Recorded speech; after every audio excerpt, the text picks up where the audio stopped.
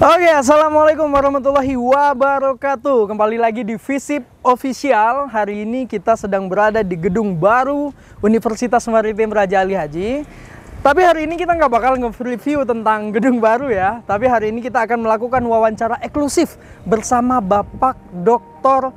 Tengku Said Razai yang baru saja dilantik sebagai Wakil Rektor 2 Umrah. Seperti apa wawancara kita bersama beliau? Terus saksikan video kita selanjutnya.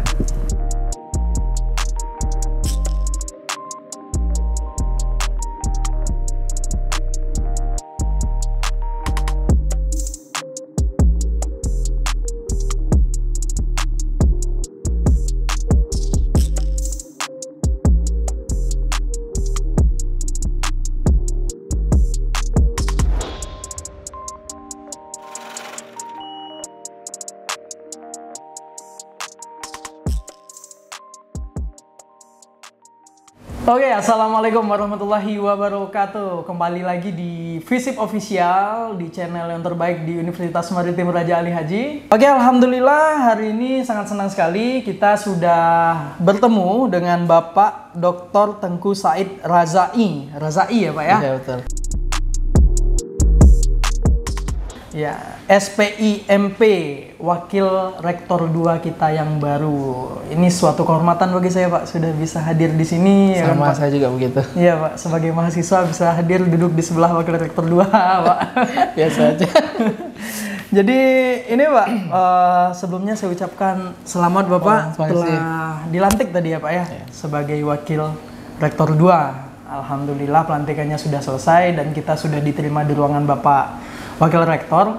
Hari ini kita izin Bapak, kita akan melakukan wawancara dan memberikan beberapa pertanyaan Bapak mengenai apa sih yang akan Bapak lakukan ke depannya setelah menjabat sebagai Wakil Rektor Bapak. Ya, ini siap Bapak? Oke. Siap Pak? Ya, siap. Tentunya siap pastinya. Oke Pak, pertanyaan pertama Bapak. Iya. Nah ini kan Bapak sudah dilantik sebagai Wakil Rektor. Iya. Nah apa Pak, apa sih target Bapak 100 hari ke depan semenjak Bapak dilantik ini? Nah itu pertanyaan pertama Pak. Ya. Kebetulan satu ingin saya jelaskan bahwa saya ini kan hanya pengganti antar waktu ya. Oke, Pak. Jadi karena pengganti antar waktu tentunya salah satu program kita adalah mendukung program sebelumnya. Oke. Nah terus tentunya dengan karena saya juga baru di sini gitu kan, tentu persiapan dari awal yang harus kita lakukan tentu identifikasi dulu. Kita identifikasi permasalahan yang terjadi selama ini, plus minusnya di mana. Kemudian dari plus minus itu baru kita susun nanti programnya. Artinya dari semua kekurangan nanti kita cari jalan keluar untuk penyelesaiannya. Kemudian yang bagus tentu kita teruskan gitu. Oke, siap. Begitu ya Pak ya? Iya. Oke. Kalau memang seperti itu, apa Pak strategi yang akan Bapak lakukan untuk melaksanakan target Bapak ini? Oke. Tentunya apapun yang akan Bapak lakukan nanti kan menyesuaikan tuh Pak dengan visi misinya Rektor ya. Betul. Nah, jadi strategi Bapak seperti apa dan apa yang menjadi skala prioritas utama Bapak nanti? Oke. Seperti itu Pak. Kalau kita bicara target, artinya kan target yang ingin dicapai oleh Rektor salah satunya kan pasti sudah tertuang di dalam Rensra ya. Nah, artinya begitu Rensra dicetuskan oleh Rektor, artinya sekarang kita bagaimana caranya untuk mencapai target yang sudah dituangkan di dalam Rensra gitu. Salah satunya adalah membuat RKT, rencana kerja tahunan. Semua unit nanti kita sinkronkan mulai dari universitas sampai nanti ke level fakultas dan jurusan.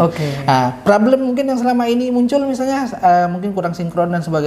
Tentunya jadi selama ini kurang sinkron kita Pak? Mungkin gitu. Mungkin Pak ya? Kan mungkin gitu kan. Ya gimana Pak? Nah, jadi kalau seandainya memang itu muncul, makanya tadi saya sampaikan di awal kita coba identifikasi permasalahan yang mungkin. Pak. Nanti kita coba jalin komunikasi yang baik lah untuk semua unit. Dari atas sampai ke bawah gitu jelas ya Pak? dong. Jelas. Oke Pak, kalau memang bicara kita dari universitas sampai ke fakultas, kita lanjut ke pertanyaan selanjutnya Pak. Nah, kita kan ada 5 fakultas Pak. Ada kelautan perikanan, ada teknik, ada ekonomi, ada keguruan, dan ada Visip Umrah, ya kan Pak? Nah, apa yang akan Bapak lakukan ke depannya untuk 5 fakultas ini Pak? Mungkin per satu fakultas di Vekon seperti ini mungkin gitu Pak. Silakan Bapak. Yang jelas satu ya, tadi yang saya sampaikan sebelumnya, kita perbaiki komunikasi. Artinya kalau terkait dengan ini kan setiap unit kan sudah tahu arahnya masing-masing. Artinya tak perlu saya jelaskan sebenarnya. Kawan-kawan di fakultas sudah tahu arahnya untuk mendukung visi Satu Gurindam kan itu yang dicetuskan oleh Pak Rektor gitu kan. Nah jadi saya coba ini satu mungkin dalam waktu dekat saya ingin soan lah ke fakultas gitu. Kita berdiskusi, nanti baru kita tetapkan satu visi bersama untuk menuju tercapainya visi rektor gitu. Jadi nanti saya coba datang ke FISIP gitu kan. Mungkin solusi apa yang bisa kita berikan bersama dengan sisa waktu yang ada 2 tahun untuk mewujudkan target yang sudah dibuat oleh Pak Rektor. Oh, jadi nanti maksud dari Bapak akan kita perbaiki lah ya, bukan ada yang rusak, tapi memperbaiki lah ya komunikasi sebelumnya. Betul, dan menjalin apalah gitu dengan fakultas seperti itu lah Pak ya. Gimana betul. Jadi kalau kita lihat kan selama ini dipimpin oleh Pak Agus Salim kan kebetulan beliau kan dalam kondisi yang kurang sehat kurang sehat. Nah, kita juga berdoa bersama mudah-mudahan beliau sehat. Amin Pak. Amin. Ya, artinya kita udah tahu nih, artinya selama beliau sakit tentu kurang maksimal. Kurang maksimal karena beliau juga harus merecover diri kan. Oleh karena itu mungkin muncul buntu komunikasi, buntu sebagainya, akhirnya menimbulkan persepsi masing-masing. Siap. Jadi kita berharap dengan adanya penyegaran ini, mudah-mudahan saya bisa memposisikan saya juga sebagai wakil dari teman-teman di fakultas gitu kan. Artinya sekarang ini kan sudah hilang nih label, begitu saya diangkat menjadi wakil rektor kan, saya ini sebenarnya bukan orang kelautan gitu. Saya adalah orang Universitas Maritim Raja Ali Haji dan harus mengcover semua aspirasi dari teman-teman di fakultas, termasuk FISIP, ekonomi, teknik dan FKIP tentunya. Berarti strateginya bersama ya Pak ya, melalui komunikasi seperti itu ya. Jelas dong. Baik Pak, terkait sarana prasarana Pak. Nah ini kan Bapak bagian keuangan, bagian umum ya Pak ya. Benar saya Pak, takutnya saya salah nih Pak. Keuangan umum, keuangan, sistem informasi, dan kepegawaian. Dan kepegawaian. Oke Pak, mengenai sarana dan prasarana Pak, apa nih kedepannya akan Bapak lakukan Pak? Ini kan umrah sepertinya sedang berbenah ya Pak. Iya betul. Salah satu mungkin saya juga apresiasi kepada program Pak Rektor. Salah satu adalah SBSN ya. Tahun ini yang diusulkan ada beberapa fasilitas yang dicoba disiapkan untuk menunjang proses pembelajaran, gitu kan. Seperti adanya laboratorium, ICT center, kemudian gedung pusat pelayanan terpadu, gitu kan. Satu yang perlu kita garis bawahi bersama, fasilitas ini bukan miliknya satu unit, tapi fasilitas ini yang direncanakan oleh Rektor adalah milik bersama. Ini murah berarti. Iya dong. Ini yang kita gesa bersama nih bagaimana bisa terwujud gitu kan. Terus gedung-gedung ini kalau saya itu udah selesai, mudah-mudahan di 2023 ada terrealisasi sebagaimana itu 2023 udah jadi Pak. Insya Allah 2023. Insya Allah jadi, Kalau tidak ada halangan tahun ini kan progres awal tahun ini. Penyiapan DED, kemudian nanti September lelang. Ini bukan janji, ini artinya sesuai informasi yang saya dengar ya, bukan berarti fix ya. Target lah ya. Iya, target. Mudah-mudahan tidak meleset sesuai dengan janji yang kita dengar dari pihak kementerian juga. Kami pun berharap seperti itu. Jadi di 2023 nanti kita ini proses eksekusinya, mudah-mudahan ya. Eksekusi 2023 salah satu adalah gedung pusat pelayanan terpadu. Begitu ini jadi kan artinya manajemen kan bisa kita memanfaatkan ke sini. Semua gedung-gedung yang ada bisa kita gunakan untuk proses perkuliahan gitu. Perkuliahan. Oke, siap. Itu mengenai sarana dan prasarana ya, Pak. Nah, ini ada nih teman-teman, pertanyaan titipan dari mahasiswa Pak. Tentunya saya sebagai mahasiswa juga, walaupun semester akhir Pak. Nah, saya juga ingin menyampaikan lah keluh kesah dari teman-teman mengenai UKT Pak. Jadi ada beberapa pertanyaan di kalangan mahasiswa sekarang. Ini mahasiswa sedang bukan mempeributkan lah, mendiskusikan inilah Pak, gitu kan. Gimana nih, apakah ada penurunan UKT atau bantuan UKT lagi dari kampus? Soalnya masih COVID dan kedepannya sepertinya kita masih online kan gitu Pak. Kayaknya hybrid pun tidak semuanya, paling berapa persen kan gitu Pak. Nah ada nggak Pak bantuan UKT atau pemotongan UKT Pak? Saya belum bisa jawab kalau yang ini ya, karena ini kan merupakan keputusan bersama, bukan keputusan pribadi gitu kan. Nanti terkait dengan pertanyaan ini adalah saya juga mengerti gitu. Saya dulu juga kan mahasiswa ya. Pak. Aduh memang. Apalagi saya juga belum lama selesai S3-nya gitu kan. Pak. Jadi saya terasa bahwa dalam kondisi Covid memang tingkat penghasilan sulit gitu kan, juga kita memahami itu. Tapi dari satu sisi kita juga memahami kebutuhan institusi kita untuk berkembang gitu kan. Kan impossible, there is no money untuk bisa menjadi perguruan tinggi besar kan. Jadi itu juga jadi bahan pertimbangan. Yang jelas pertanyaan adik-adik ini nanti kita coba akan diskusikan dalam level rapat pimpinan bagi universitas dan fakultas. Mudah-mudahan nanti kita bisa memberikan solusi terbaik lah untuk lembaga dan adik-adik mahasiswa. Jadi memang semoga kawan-kawan yang kemarin mempertanyakan ini Ya. Tadi Bapak Warek sudah mengatakan bahwasanya nanti akan dibahas ya Pak ya di level universitas ya Pak. Iya, universitas di dan level dekanat universitas fakultas. Dan dekanat fakultas mengenai pemotongan UKT atau penurunan UKT mungkin gitu ya Pak ya bahasanya ya. Oke, jadi kawan-kawan mungkin bersabar dulu. Insya Allah kita sama-sama berharap dan semoga itu tercapai ya Pak. Amin. Amin. Baik Pak. Kalau mengenai peningkatan SDM tadi kan udah ada yang dilantik beberapa ya Pak? Iya, dari PNS ya Pak? Betul, tadi ada 2 ya. Satu adalah teman-teman yang PNS, kemudian kejabatan fungsional mereka. Kemudian yang CPNS diangkat menjadi pegawai negeri sipil. Nah, kalau mengenai peningkatan sumber daya manusia kita yang ada di Universitas Maritim Raja Ali Haji Pak, apa nih strategi Bapak? Itu ya. Satu pertama kita coba benahi dulu gitu kan. Selama ini kita coba tata nanti dari segi kepegawaian kita agar mereka sesuai dengan tupoksi kerja masing-masing gitu kan, sehingga tidak ada berat sebelah gitu.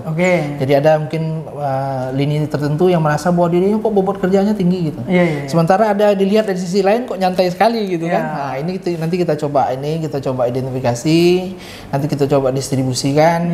Tentunya nanti kita coba diskusi lagi tadi komunikasi dengan dekanat dan unit yang ada di universitas. Mudah-mudahan nanti kita dapat solusinya. Nah, artinya pemerataan pekerjaan sehingga pekerjaan yang ringan menjadi berat menjadi ringan, jadi terbalik ringan ya Pak, terbalik Pak, bahaya. Bahaya kalau yang ringan yang berat menjadi ringan. Nah, itu kan. Yang ringan sehingga tidak menjadi beban sama sekali. Tentu itu kan. Nah, terus kita ada dua. Jadi kalau di universitas kan ada 2 ya. Satu adalah tenaga pendidik. Yang kedua adalah dosen kan. Jadi kedua ini sebenarnya tanggung jawab kita di sini gitu. Sama-sama kita harus ini. Jadi tentunya staf ini nanti kita lihat mereka di mana posisinya sesuai dengan fungsional mereka masing-masing. Nanti kalau seandainya mereka secara pengalamannya kurang, nanti kita coba berikan pelatihan ke depan. Sehingga mereka bisa bekerja dengan baik gitu kan. Kemudian dosen begitu juga kita gesa, artinya sekarang kan sudah ada sebenarnya program peningkatan kualifikasi dosen itu, ada pelatihan, kemudian ada insentif yang diberikan melalui lembaga penelitian ya, seperti riset, biaya publikasi, biaya haki dan sebagainya. Itu adalah salah satu, itu tentunya terus kita kembangkan ke depan. Cuma saya ada pesan ini kebetulan podcast sama adik-adik ya, mahasiswa. Saya sampaikan di sini buat teman-teman tenaga tendik dan tenaga dosen. Tenaga tendik dan dosen juga gitu kan. Satu, kita memahami bahwa begitu kita diangkat di universitas ini menjadi seorang pegawai negeri, maka kita punya tanggung jawab moral. Tanggung jawab moral kita adalah bagaimana mengabdi untuk membesarkan institusi ini. Jadi satu pesan ini dari begitu saya dulu baru di isu-isu kan aja. Jadi saya udah sampaikan, kalau besok saya terpilih menjadi wakil rektor 2, maka saya bilang kepada adik tendik dan di universitas ini tidak ada namanya main game di kampus. Apa Pak? Main game. Main game. Sekarang kan sibuk itu main game, buka-buka handphone gitu kan. Sementara gitu. Sehingga nanti kita takut bahwa lebih penting HP-nya daripada pelayanan akademiknya. Apakah itu menjadi aturan baku nantinya Pak? Jelas dong. Wajib itu, nanti kita coba buat edarannya gitu. Apa tidak ditentang nanti main game? Silakan saja kalau mereka menentangnya. Jelas tujuan kita kan baik. Baik ya Pak ya. Saya syaratnya adik-adik sama saya gitu aja. Tapi mahasiswa ramai juga yang miringkan HP Pak. Kalau adik-adik mahasiswa kan secara proporsional kan berbeda ya. Karena mereka adalah orang yang dilayani. Iya betul. Kalau kita bicara staf, bicara pegawai, berarti kan bicara lembaga profesional ya Pak. Betul. Oke Pak. Satu pertanyaan lagi Pak. Boleh. Kan sumber penerimaan kita nih Pak selama ini umrah ini sumber utama penerimaan itu UKT Pak, ya kan, UKT uang kuliah tunggal. Betul. Kedepannya apakah Bapak punya upaya lain, strategi atau program Pak, untuk bisa mendapatkan pendapatan untuk universitas dari sumber-sumber lain selain UKT Pak? Dengan masa 2 tahun ya, kita coba benahi dulu sebenarnya. Kita membenah sekarang ini. Membenahi bagaimana yang saya ceritakan di awal tadi itu. Kemudian kalau ditanya gimana solusi, apakah kita bisa mencari tempat lain sebagai sumber UKT kan gitu kan intinya. Tentu kita coba identifikasi gitu, peluang-peluang yang ada gitu kan. Mungkin tidak tertutup kemungkinan, tapi saya belum bisa memastikan arahnya kemana. Apakah nanti kita bikin unit usaha atau nanti kita buat traveling mandu wisata yang berkaitan, kebetulan kan Kepri kan potensinya ke sana ya. Iya. Ya, dan tak tutup kemungkinan untuk itu. Ya, semoga aja. Ini wisata ini maksudnya gimana Pak? Gimana? Tadi ada sedikit menyinggung mengenai wisata apa tadi Pak? Oh iya, di Kepri ini kan sentral utama kita kan pariwisata. Pariwisata. Ya. Nah, jadi kalau selama ini kan pariwisata, traveling dan sebagainya kan hanya dikelola oleh pihak swasta. Nah, sementara kan dari lembaga pendidikan kayak kita kan sebenarnya punya peluang juga untuk memanfaatkan itu gitu kan. Tentu itu bisa salah satu jadi sumber PNBP kalau seandainya kita kelola dengan baik. Misalnya kita buat Biro Pengembang Wisata Universitas Maritim Raja Ali Haji gitu. Kita sebagai pandunya kah, atau kita sebagai apa namanya? Kebetulan kita punya lahan di daerah-daerah tertentu, mungkin kita jadikan sebagai ini apa namanya? Pusat riset, mendampingi kegiatan riset dan sebagainya gitu. Oke. Ya. Gitu lah ya Pak ya. Ya. Siap. Cuma nanti kita ini, artinya kita diskusi lah dulu. Nanti kita lihat perkembangan. Nanti adik-adik mungkin sekitar 6 bulan atau 3 bulan lagi datang jumpa saya gitu kan. Kalau sekarang ini kan artinya saya juga baru di sini gitu kan. Saya hanya bisa paling yang terdekat kalau mahasiswa UKT tadi Pak. Iya. Harapan itu ya. Harapan Pak. Karena memang kondisinya di bawah, teman-teman mahasiswa memang keluarga banyak yang kesulitan. Ya, saya juga paham itu. Tapi satu sisi adik-adik mahasiswa juga harus ini gitu kan, kita harus profesional. Iya benar. Profesionalitas itu kenapa? Karena institusi yang besar itu tidak bisa terbangun tanpa adanya UKT dari mahasiswa. Iya betul. Jadi kalau kita bicara UI, dulu kan saya waktu saya aktif di forum perguruan tinggi BKS Barat gitu kan. Jadi begitu saya sampaikan bahwa UKT kita sekian, levelnya sekian. Jadi ada salah satu ucapan gitu. Jadi kalau UKT itu kecil, bahwa suatu mustahil perguruan tinggi itu bisa menjadi sebuah perguruan tinggi besar. Iya. Nah itu juga harus diingat oleh adik-adik mahasiswa. Artinya kalau kita memang tidak mampu kan artinya tanda kutip kita paham ya. Tapi jangan sampai nanti kemampuan kita punya kemampuan, tapi jadi kita justru mengedepankan rasa ketidakmampuan kita gitu. Nah, itu artinya apa? Karena kalau saat kita mampu terus kita bilang kita tidak mampu, sama aja kita berdoa untuk menjadi orang yang tidak mampu. Mungkin nanti universitas akan mempertimbangkan itu gitu lah ya Pak ya. Oke. Ya sepertinya tadi pertanyaan terakhir itu Pak.